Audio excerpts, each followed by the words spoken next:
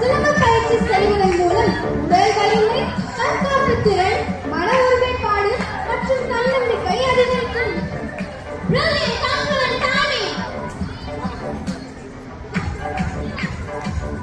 இது பழைய காலம் தொட்டு தமிழகத்தில் பயிற்சி